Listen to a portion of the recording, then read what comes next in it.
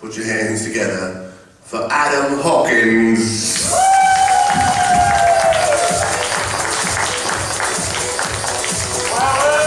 Hey! Wow, look at all these fit and healthy people. It's probably because of why you're up so late. Now, I decided last year I want to get fit and healthy because I went to the doctor for my wellness check, and he said your blood pressure's a bit high, but there's 2 things you can do about it. He said, first of all, cut down on your salt intake. So that's easy. So for happy hour now, instead of having 5 margaritas, I only have 3, and no salt around the room. And so the other thing you want to do is join a gymnasium. So I looked around and I found this place called X30 Fit Boot Camp. And I thought, wow, X-rated workout. Perfect for a pervert like me.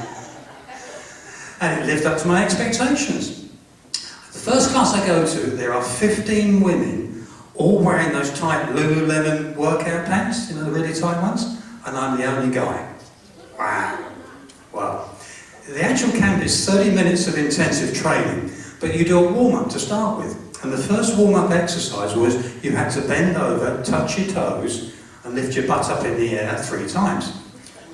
So I'm standing at the back of the class, and there's 15 women, right, all leant over. I tried to touch my toes, I nearly poked my eye out. Dangerous. Now the first exercise, I just couldn't get this right. It was a thing called good girl, bad girl. And what you do, you lay on the floor on your back, and you lift your legs up, put them together and apart. Now to me, this is bad girl, and this is good girl. Everybody else is doing something different.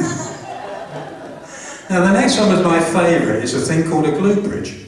And again, you lay your back on the floor, but have the soles of your feet on the floor. You put your legs wide apart, and you thrust your crutch up and down as many times as you can in 30 seconds. I've been doing it 6 months, I still can't last more than 30 seconds. But I'm watching all these 15 women doing the same thing. Gymnasium, I thought was at the zoo.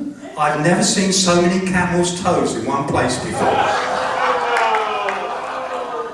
Now I know that's inappropriate with the Me Too movement, but ladies, aren't we still allowed to look at least, no? Alright, well I think I should set up a society called Vegetarians Anonymous. You know, like Alcoholics Anonymous? And we'll have meetings every week. And I can stand there and say, my name's Alan, I'm a vegetarian. I looked at 15 vaginas today. And I've learned it's the part of a woman where the lips move, but they don't criticise you.